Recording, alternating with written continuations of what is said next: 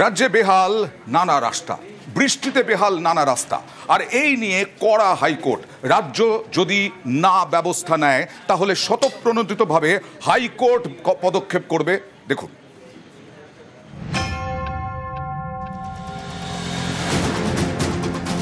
কোথাও রাস্তায় জমে জল,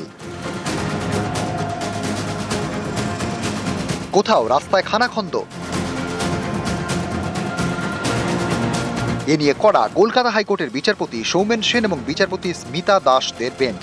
বৃহস্পতিবার বিচারপতি সৌমেন সেন বলেন, বৃষ্টিতে রাজ্যের একাধিক রাস্তার অবস্থা খুব খারাপ। খারাপ রাস্তায় রোগীদের অবস্থা আরও খারাপ। তারাতলা থেকে বজবজ যাওয়ার রাস্তার হাল করুন। এছাড়াও রাজ্যের অনেক রাস্তা জলমগ্ন থাকছে। এ নিয়ে পদক্ষেপ করুক রাজ্য সরকার। এরপরে বিচারপতি সৌমেন সেন বলেন, আদালত 2 সপ্তাহ দেখবে। রাস্তার পরিস্থিতি ঠিক না হলে স্বতঃপ্রণোদিত মামলা রুজু করে পদক্ষেপের পথে হাঁটবে হাইকোর্ট।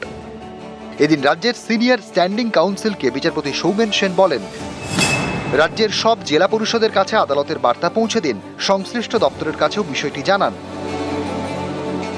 তারাতলা এবং বজবজের মধ্যে রাস্তার একাংশ পূর্ত দপ্তরের, আরেক অংশ দেখাশোনা করে কলকাতা বন্দর কর্তৃপক্ষ। এই পথ দিয়ে বন্দরের ভারী গাড়ি যাতায়াত করে। বৃহস্পতিবার থেকে এইসব রাস্তা সংস্কারের কাজ শুরু করেছে বন্দর কর্তৃপক্ষ।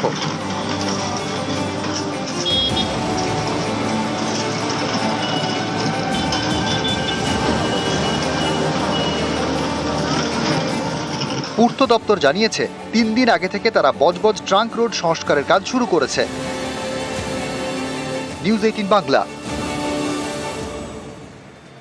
বিভিন্ন রাজ্যের বিভিন্ন কলেজ এবং বিশ্ববিদ্যালয়ে ছাত্র ভোট নিয়ে রাজ্যের কি ভাবনা জানানোর নির্দেশ। 2 সপ্তাহের মধ্যে হলফনামা দেওয়ার নির্দেশ দিল হাইকোর্ট।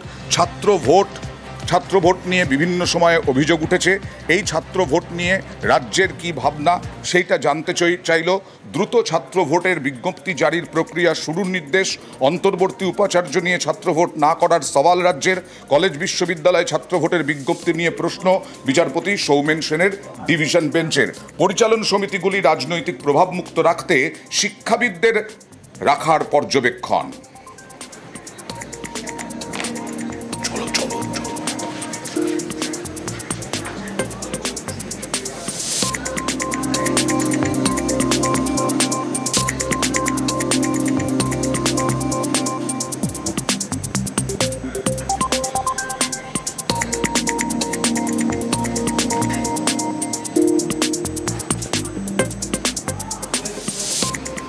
নিউজ 18 বাংলায় এই মুহূর্তে যারা চোখ রেখেছেন, আমার সঙ্গে দেখছেন খবর, তারা প্রত্যেকেই ফার্স্ট বেঞ্চে বসার অভিজ্ঞতা আছে, আবার ব্যাক বেঞ্চে বসার অভিজ্ঞতা আছে। এই ফার্স্ট বেঞ্চ ব্যাক বেঞ্চ বিষয়টাই আর থাকছে না। বেশ কয়েকটি স্কুলে এই রকম উদ্যোগ নিয়েছে। কি হবে তাহলে? ব্যাক বেঞ্চে কোনো ব্যাক বেঞ্চার নয়, সবাই সামনের বেঞ্চে। কিভাবে দেখুন। প্রথম স্কুলে যাওয়ার দিন, প্রথমবার ফেল কিংবা প্রথমবার প্রথম হওয়া, প্রথমবার বন্ধুর সঙ্গে টিফিন ভাগ করে খাওয়া, প্রথমবার কাদা মাঠে ফুটবল। বন্ধু চল। স্কুল অনেক প্রথম কিছু জানে। আবার এই স্কুলই জানে ফার্স্ট বেঞ্চ আর লাস্ট বেঞ্চের গল্প। যারা প্রথম বেঞ্চে বসে তারা প্রথম সারিতে, আর যারা লাস্ট বেঞ্চে, রেজাল্ট বের হলে তারা লাস্টের দিকে। এর উল্টো কাহিনীও আছে। লাস্ট বেঞ্চে বসা ছেলে বা মেয়ে অনেক সময় প্রথম বেঞ্চের বন্ধুদের টেক্কা দিয়ে দেয়। তবু প্রথম বেঞ্চ আর লাস্ট বেঞ্চের গল্প সব স্কুলেই প্রায় এক। এই গল্পেই এবার টুইস্ট। লাস্ট বেঞ্চে বসার জন্য কাউকে যেন বাঁকা চোখে দেখা না হয়। শুধুমাত্র লাস্ট বেঞ্চে বসে বলে কাউকে যেন ফাঁকিবাজ বলে ধরে নেওয়া না হয়, এটা নিশ্চিত করতে লাস্ট বেঞ্চটাই তুলে দিল 3 জেলার 3 সরকারি স্কুল। উত্তর 24 পরগনার দেগঙ্গা, এখানকার শ্বেতপুর প্রাথমিক বিদ্যালয়, সরকারি স্কুল, প্রায় 300 পড়ুয়া। এই স্কুলে শুরু হয়েছে no more back benchers model. Deganga block অফিসের নির্দেশ, সেই মতো প্রতিটি ক্লাসে ইউ আকারে বেঞ্চগুলি সাজানো হয়েছে। মঙ্গলবার থেকে এভাবেই চলছে ক্লাস। যদি এইভাবে ক্লাসে ইউ শেপ আমরা যদি ক্লাসে করতে পারি, বেঞ্চগুলো ঘুরিয়ে, তাহলে তারা আমাদের সংস্পর্শেই সবসময় থাকতে পারবে এবং আমরাও তাদের কাছে ক্লাসরুমে সহজে পৌঁছাতে পারবো। এতে করে দেখলাম বাচ্চাদের ব্যাপক সাড়া এবং তারা খুব আগ্রহী। একটু লেট হয়ে গেলে কাজের জন্য আমি সামনের বেঞ্চে না বসতে পারলে পিছনের বেঞ্চে বসতাম। এখন মাস্টারমশাইটা খুব সুন্দর করে করেছে। এখন সবাই সামনে আছে আর মাস্টার মশাই মাঝখানে বসে। ব্যাক বেঞ্চে যাদেরকে বলা হয় তাদের ক্ষেত্রে টিচারদের অ্যাটেনশন একটু কম যায়। এই উদ্যোগটা আমার মনে হয় যে বাচ্চাদের ক্ষেত্রে সুবিধা হবে, বাচ্চাদের পড়াশোনা আরো মানটা বাড়াবে।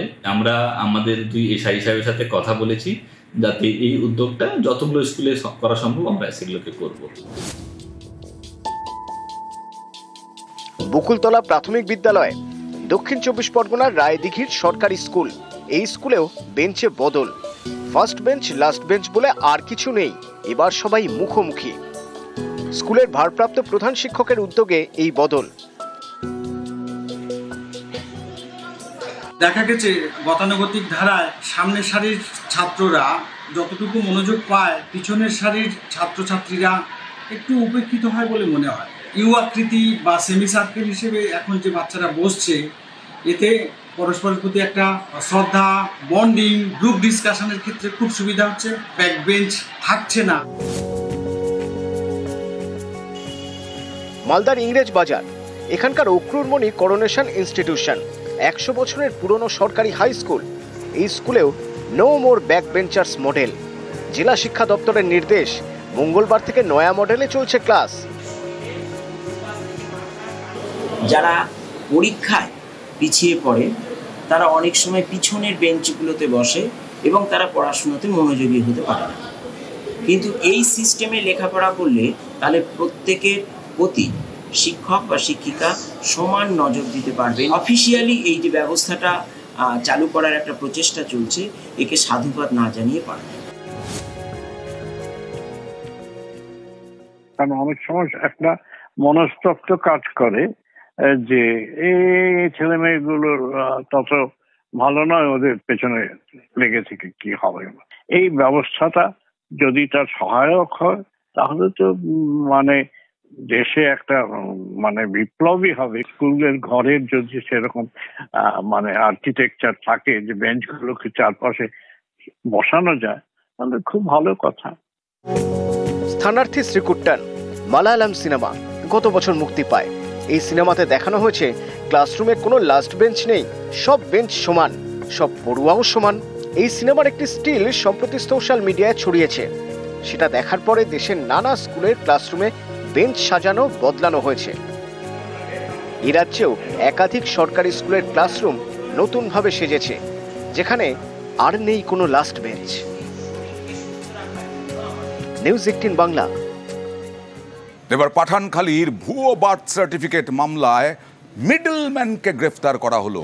হাবিবুর রহমান তার নাম। কি করে খোঁজ পাওয়া গেল, তার বিরুদ্ধে কি অভিযোগ, জানবো প্রতিনিধি অমিতের সঙ্গে কথা বলবো। অমিত, তবে হাবিবুর রহমানকে গ্রেপ্তার করে ইতিমধ্যে নিজেদের হেফাজতে নিয়েছে কলকাতা পুলিশের সিকিউরিটি কন্ট্রোল অর্গানাইজেশন।